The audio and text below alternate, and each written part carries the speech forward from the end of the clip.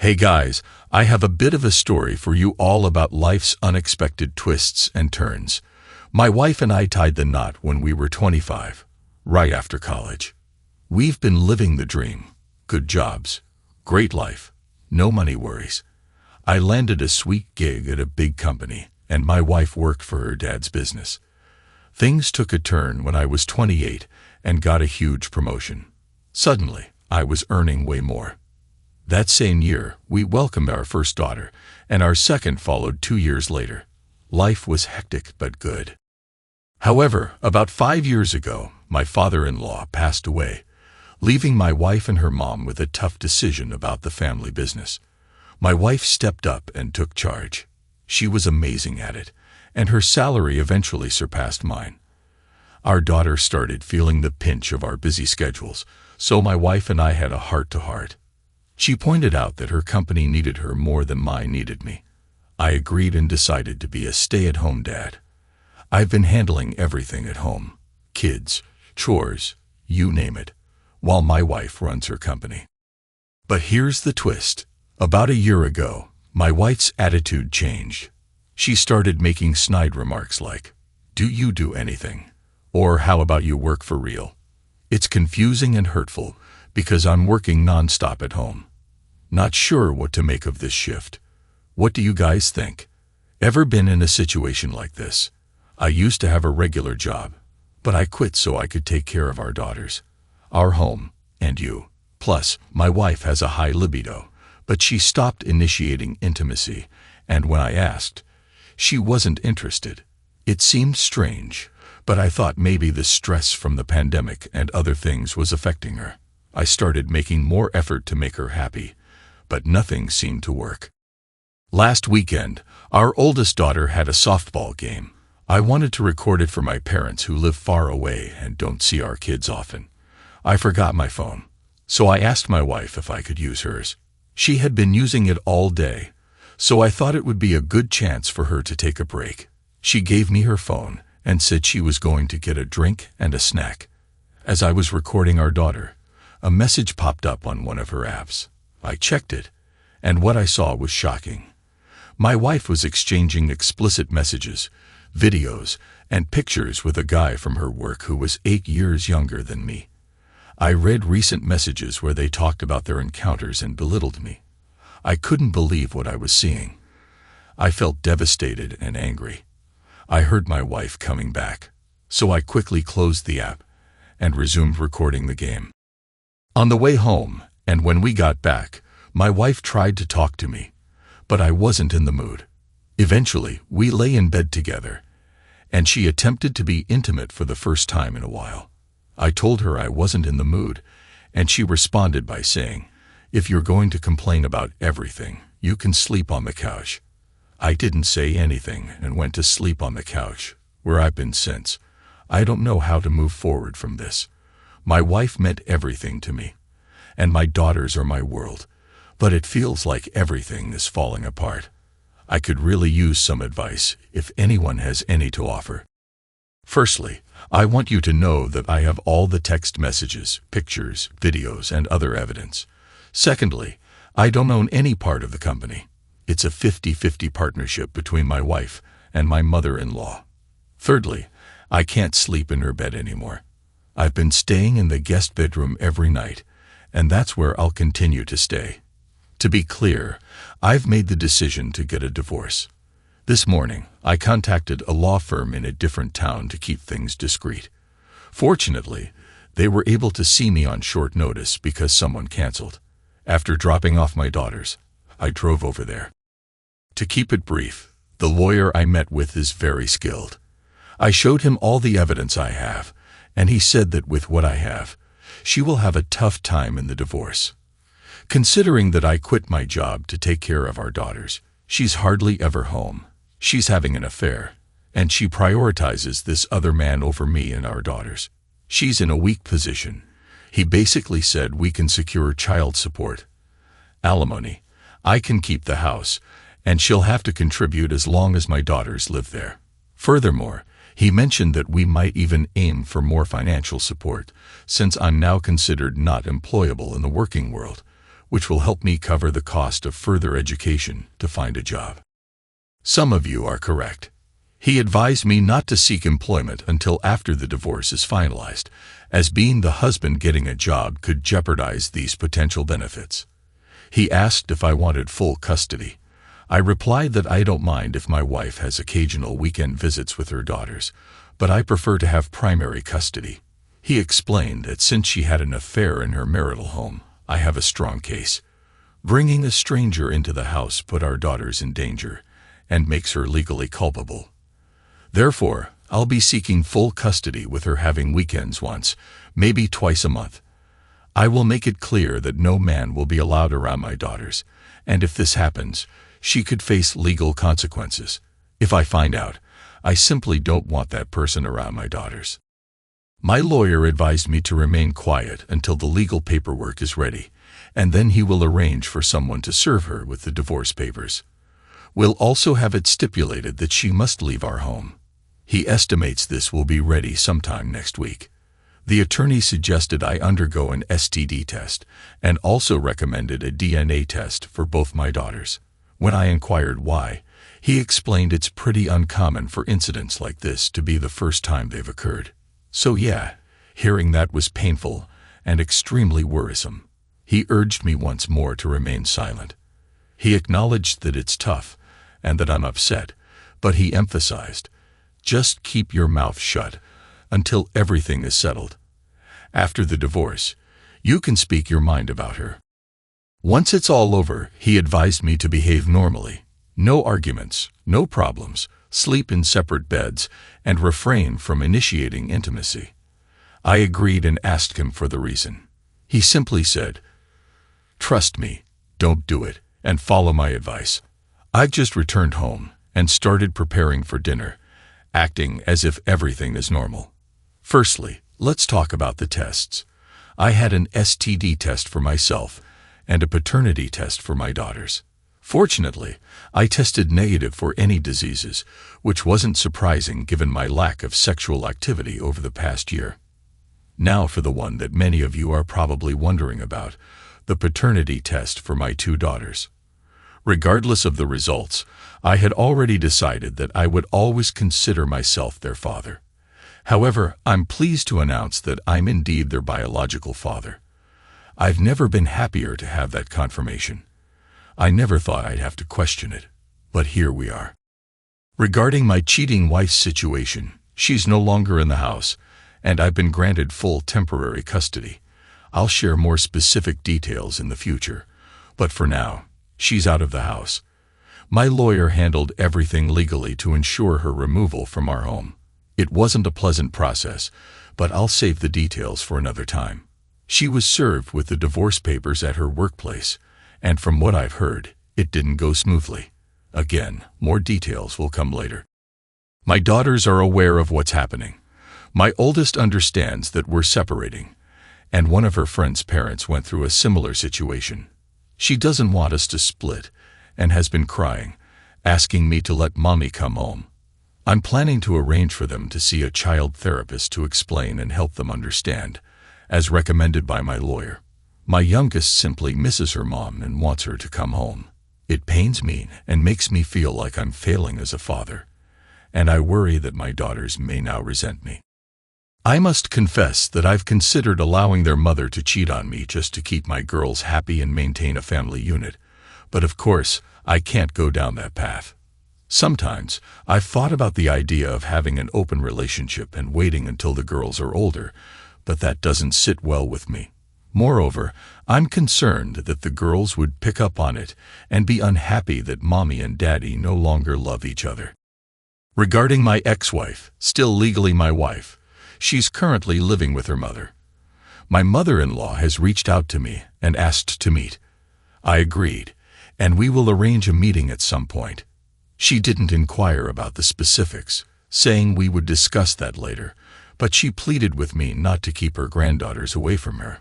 I assured her she's a wonderful and loving grandmother, and as long as she can shield my girls from what's happening between her daughter and me, I see no problem with her remaining a part of their lives. I won't cut off their relationship with her. She expressed her gratitude. and that was the end of our conversation. My ex has been attempting to call and text me in an attempt to figure things out. Under the guidance of my lawyer, we've established a trackable method for communication that's solely focused on the girls. Nothing more, nothing less. So for now, that's the situation. Firstly, I spent Thanksgiving with my wife and mother-in-law. From now on, I'll simply refer to my soon-to-be ex-wife as my wife, since she's still legally my spouse. I made sure that this Thanksgiving gathering was solely for the benefit of our daughters and not an attempt at reconciliation. My lawyer ensured that before Thanksgiving, I had a meeting with my mother-in-law. We had a rather amicable discussion, mainly focused on how we'll handle things concerning my daughters after the divorce. During our conversation, my mother-in-law shared some details about my wife's past. Apparently, my wife was cheated on by her high school boyfriend, which I didn't even know about since I didn't think she dated anyone during that time. According to my mother-in-law, this boyfriend came from a troubled family, and they advised her to steer clear of him. One night, she caught him being intimate with another girl, and I'm sure you can guess what they were doing. It was exactly as you might imagine. In college, she had a couple of boyfriends, but she always knew those relationships wouldn't last. She mentioned that as soon as she met me, she saw me as the son-in-law she'd been waiting for. She expressed her apologies for her daughter's actions and assured me she'd prevent any problematic behavior during the divorce.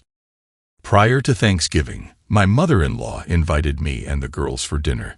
I agreed only on the condition that my wife wouldn't attend. Understanding my stance, she asked if we could come together as a family one last time for the girls. I consulted my lawyer, who agreed provided I made it clear to my wife that the gathering was just for the girls.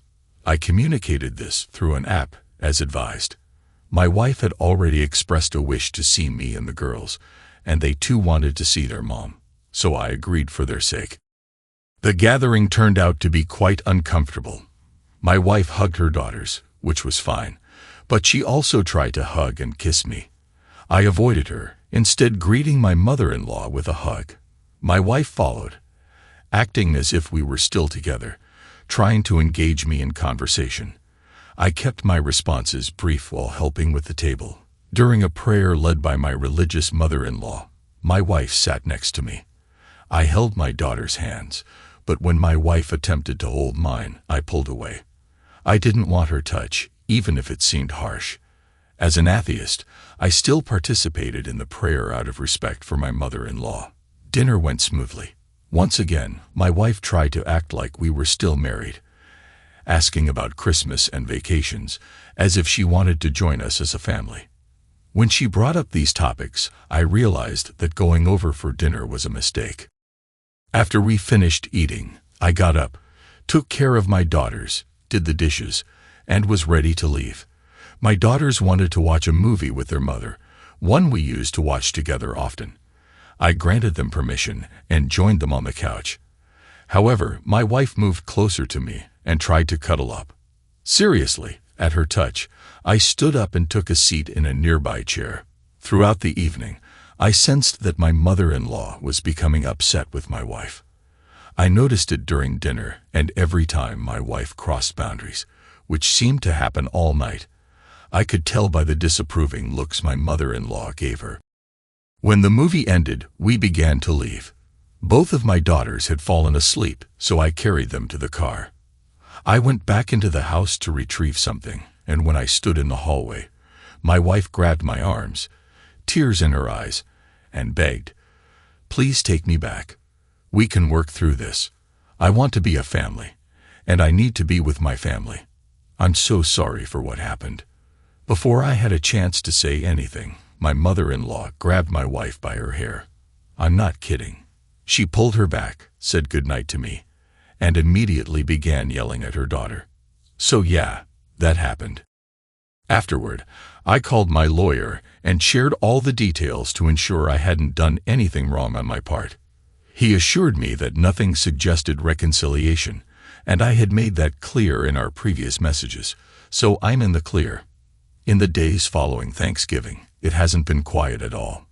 My wife called me up, And while I thought she wanted to discuss the girls, she started pleading for us to work things out. I hang up every time the conversation isn't about the girls, and I leave her messages unread. I've made it clear that I'll only discuss matters related to our daughters. However, I'm concerned they might want us to spend Christmas together and repeat the whole Thanksgiving ordeal. I don't want to, but they could persuade my daughters to ask. I'll discuss it with my lawyer, but I already know what I want. My daughter's therapy sessions this week brought some tough moments. The therapist told them, in a way they could understand, about their mom's affair and our separation. I knew they'd find out eventually, but it was sooner than expected. After the session, my girls were in tears, hugging me and saying they love me. I love them too, but I wish they didn't have to go through this. I asked the therapist why she told them. She said they knew about the separation and sensed my coldness towards their mom. They needed to understand why. The therapist believes they can't progress without knowing the truth, though she kept it age-appropriate. Now they know a version of the story suitable for their age. That night, they clung to me, crying. We ordered food, watched their favorite movies, and stayed in my room. I couldn't cry in front of them, but later I broke down in the bathroom. Their pain is so deep, and it seems like their mom doesn't get it. I'm struggling with what to do next. The therapist suggested medication to help them adjust, but I'm not for it. They need to process their feelings healthfully. For Christmas, it looks like my girls have turned against their mom. My oldest said she never wants to see her again, and the youngest usually follows her lead. I was shocked but told her that her mom loves her. She just cried and said, "No, she doesn't," then fell asleep in my arms. Her sister did too. That's the tough reality we're facing. My daughters are doing better now. My wife knows how they feel and is respecting our boundaries. It seems like she's starting to understand the impact of her actions. Now, about the affair partner. I already had a low opinion of him, but this man has proven to be truly terrible. Someone in the comments asked if there was a betrayed spouse on his side. I didn't have that information back then, but I do now. I looked through some of my wife's work documents and found a piece of paper with all the employees' numbers and emergency contacts. I decided to call his emergency contact, which turned out to be his wife's number. As it turns out, he is indeed married, something I didn't know previously. Additionally, he has a toddler. I informed his wife about everything, but she initially didn't believe me and hung up. However, she later called me back and requested a meeting. So we met, and I showed her all the evidence. She asked if we could talk in my car, and we did. As soon as the car door closed, she burst into tears, expressing her anguish and asking what she had done wrong. I reassured her that she hadn't done anything wrong and gave her my lawyer's contact information. Following that, she inquired about the duration of the affair, and I estimated it to be around a year, maybe a bit longer. Her emotional state shifted from distress to intense anger. I could see that it had a profound impact on her, so I asked why she was so upset. She proceeded to remove her wig, revealing that she had just overcome cancer. Apparently, they had noticed some unusual signs during her hospital stay after giving birth to their child. Subsequent tests revealed a tumor.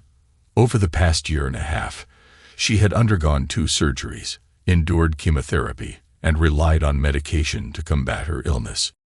Despite her challenging journey, she looked remarkably healthy, which surprised me. She mentioned that they hadn't been intimate for about 2 years between her pregnancy and battling cancer. She couldn't engage in such activities. She had faced severe health issues during her pregnancy and nearly lost her life due to cancer. Once she started to recover, she struggled with her self-image. The medication caused her to gain weight. She lost her hair, and she didn't feel as attractive as she used to be. She mentioned, "I had reached a point where I could have intimacy and was planning to surprise my husband soon as a way to show my love and care. But now that's no longer an option." She became emotional, expressing concern about her child growing up in a broken home, and I comforted her unexpectedly. She then made advances towards me, but I declined, explaining, "You're not in the right state of mind, and this wouldn't be healthy." She respected my decision, apologized, and appreciated my honesty. Afterward, she asked for the evidence, which I provided. Before she went home, we've exchanged a few texts since. We both find ourselves as the betrayed spouses. We'll stay in touch and support each other through this process. I want to express my gratitude to those who suggested seeking out the other betrayed spouse. It didn't even cross my mind. I've already been asked about spending Christmas with the other betrayed spouse, and the answer is yes, we did, and it was quite lovely, honestly. It turned out to be a wonderful day, all things considered. I arranged all the girls' presents from Santa. This might be the last year my oldest believes in Santa, so I wanted to make it special. I set out the gifts early while it was still dark outside, and within 15 minutes, the girls woke up, excited that Santa had visited. I dragged myself out of bed, and the girls eagerly unwrapped their presents, bringing them a lot of joy. Afterward, we settled in to watch a movie, and the girls cuddled up next to me, falling asleep almost instantly. I eventually got up and made some coffee. My youngest woke up and declared, "I'm hungry, Daddy," so I put an apron on her and let her assist me in making breakfast. My oldest soon joined us, and we had a meal together. They played with their new gifts and had a great time. It warmed my heart to see them so happy. Later in the evening, I needed them to get ready to visit their mother and grandmother. Normally, I'm pretty strict about being punctual, but given everything that's been happening, I'll admit I've been more lenient. As they got ready, they expressed their reluctance to go see their mom. I reminded them that their mom loves them. My therapist advised me to encourage their relationship with their mother for their healthy development. She also warned that if I don't, my wife could use it against me in court as isolation. She explained that the girls should have the choice to rebuild their relationship with their mother as they get older. Additionally, my wife is aware of the therapist, and they have had discussions. The therapist conveyed to my wife that she had betrayed her husband and that it's evident the girls prefer being with their father. She emphasized that my wife would need to demonstrate a lot of positive change for the girls to eventually trust and love her again. Just before the girls left, I reminded them not to blame their grandma for their mother's actions and encouraged them to spend time with their grandmother. They agreed. I took the girls, and it went pretty smoothly. I arrived and called my mother-in-law, who came out to collect the girls' sleepover belongings as they were staying the night for Christmas. She had asked for permission beforehand, and my lawyer said it was okay, but not to make it a frequent or prolonged occurrence. For that night, it was fine. I assured the girls that they could come home at any time if they wanted by just giving me a call. As I drove away, I noticed my wife coming out of the house, heading toward my mother-in-law, who waved me off. I couldn't hear their conversation, but my wife said something to my mother-in-law, who seemed puzzled, and then my mother-in-law gave her a stern look. I thought, oh. My wife looked at me with tears in her eyes, and also waved, and I drove off. I had left food in the oven, and everything to be ready and warm for when the other betrayed spouse, whom we'll call Amelia, showed up. Eventually, she arrived but without her toddler.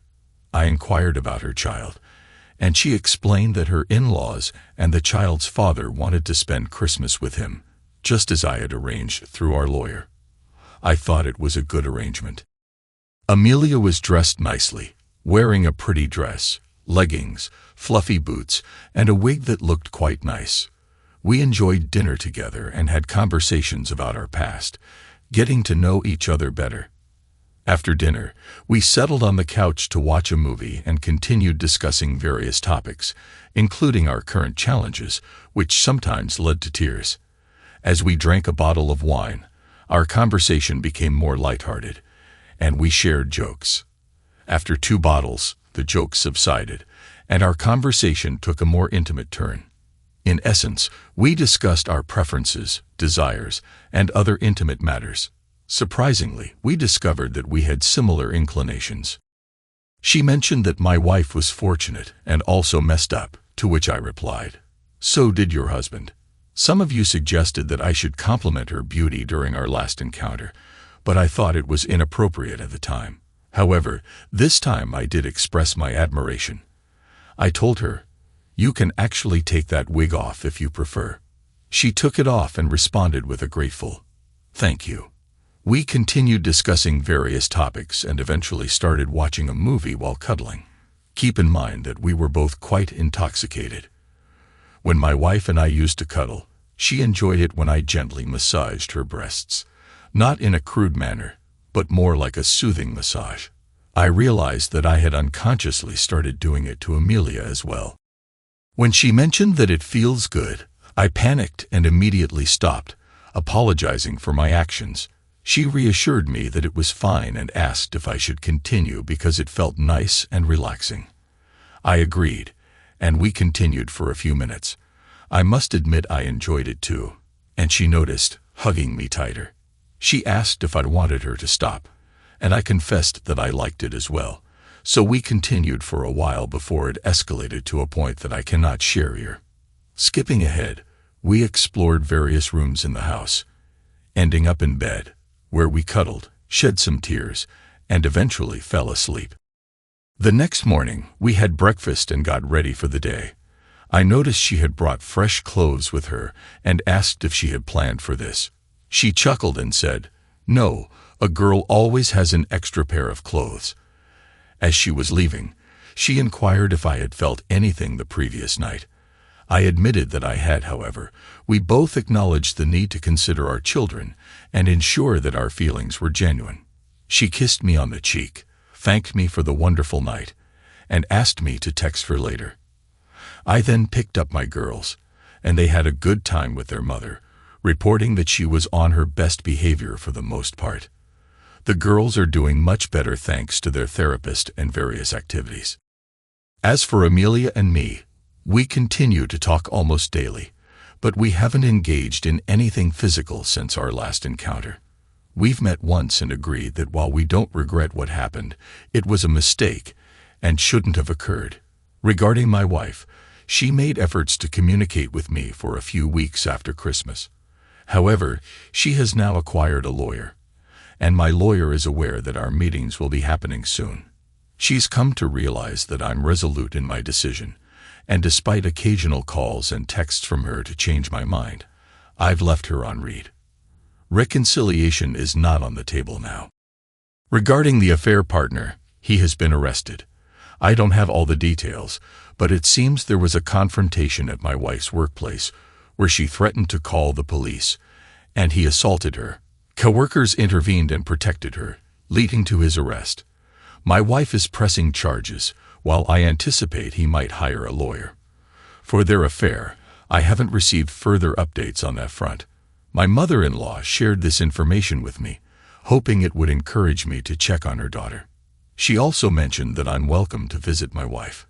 Don't judge my mother-in-law just yet, as she also expressed understanding if I chose not to visit, adding, "Karma is a bee, and this is hers." Since the incident, neither I nor the girls have seen my wife. Unless something extraordinary occurs, you probably won't hear from me again until after our initial meetings with our lawyers. Sorry for not updating you since our first lawyer meeting. Things have been hectic. Now, back to Amelia and me. We're still in contact every day, and things are going well. We're getting along better, and it's becoming easier for both of us. Unfortunately, there's some bad news for her. Thankfully, it's not related to her health or her child. However, her cheating husband has disappeared. I'm not surprised by this development. He left shortly after being released on bail for assaulting my wife. It turns out my wife was the last person to have contact with him. My suspicions seem to have been correct. She was planning to press charges, but he threatened to sue her over their affair, claiming she used her position to initiate it. She dropped the charges. Following this, he decided not to pursue a lawsuit and then left town. No one knows where he's gone.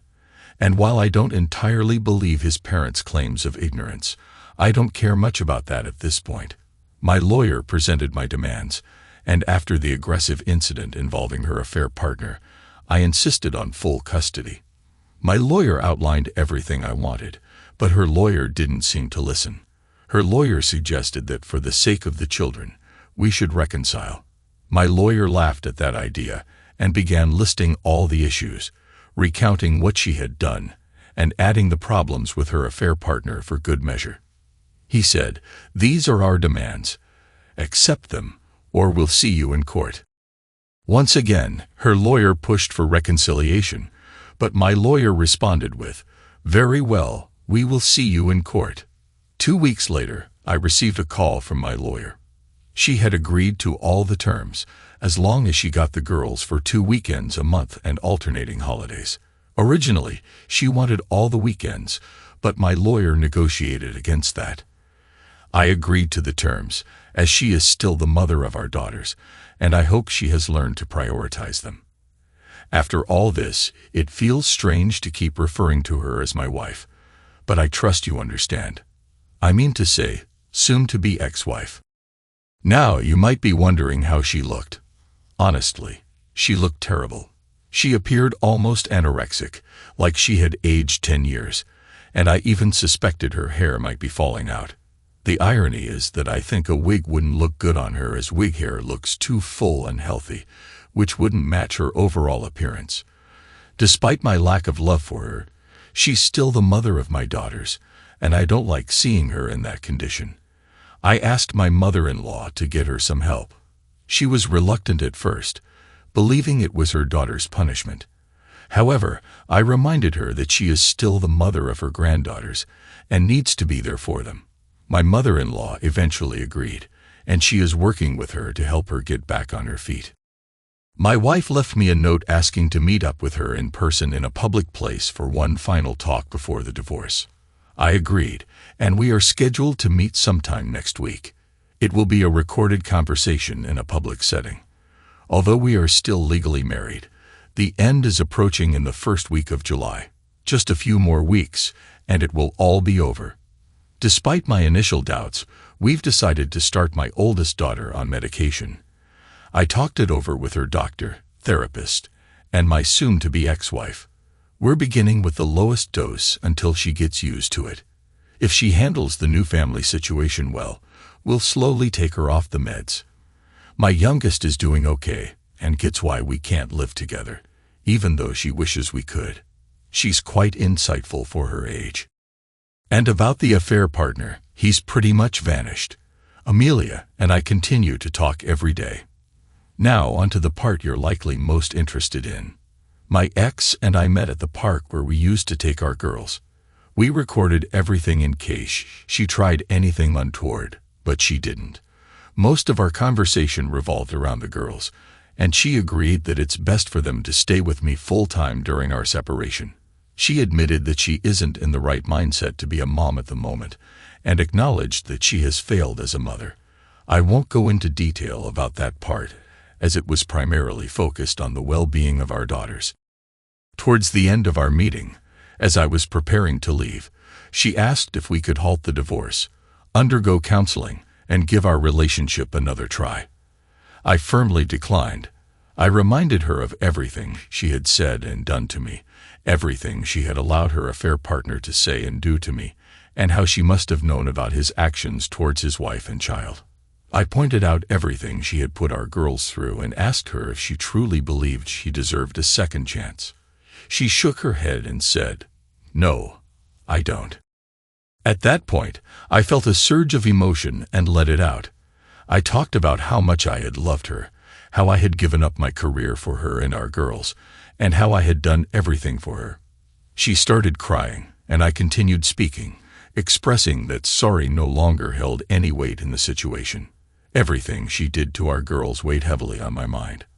I confronted her, asking if she truly believed she deserved a second chance. She responded by shaking her head and uttering, "No, I don't." This marked the first time I felt truly passionate about our conversation, and I couldn't hold back. I began pouring out my emotions, expressing my deep love for her, reminding her of the career I had sacrificed for her and our daughters, and recounting all the ways I had supported her. Naturally, she started crying. I continued talking passionately. But eventually, I decided to halt my emotional outburst. She kept apologizing, but my response remained unwavering. Sorry doesn't mean anything anymore. I then inquired about her mindset when she initiated this turmoil. I recalled someone sharing a YouTube video discussing my situation, and I noticed that many comments aligned with what she was about to reveal. She suddenly confessed, "I wanted to be the one at home."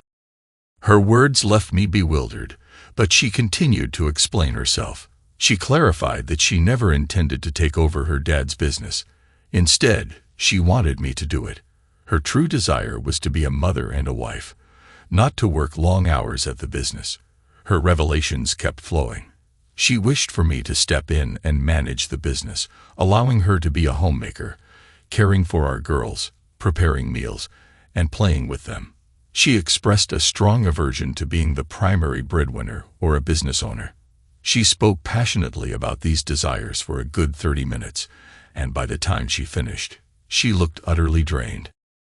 I probed further, questioning why she had made me quit my job, and claimed she wanted to run the business.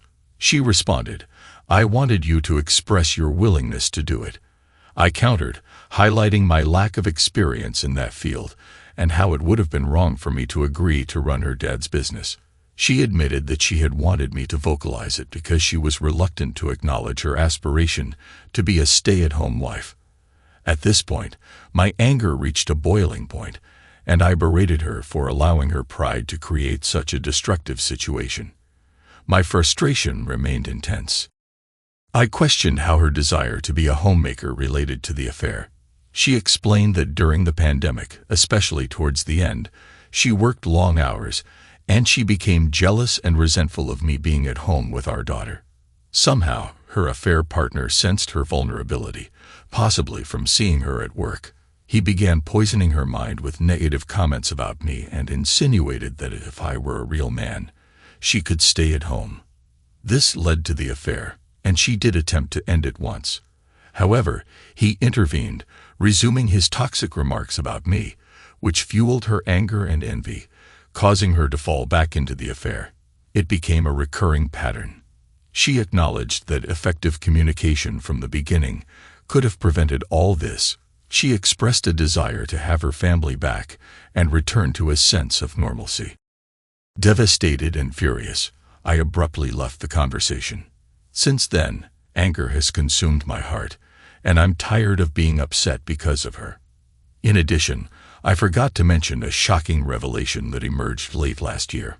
My ex was pregnant with her affair partner's child, but she decided to have a termination. My mother-in-law noticed her unusual behavior and suspected she was faking it for attention, but it turned out she was indeed pregnant. This added another layer of turmoil to her already tumultuous life. I apologize for including this detail at the end. It slipped my mind during the initial account. Thanks to everyone who took the time to listen to today's stories. If you enjoyed it, please consider liking and subscribing if you haven't already. Feel free to share your thoughts on the events in the comments below. Take care.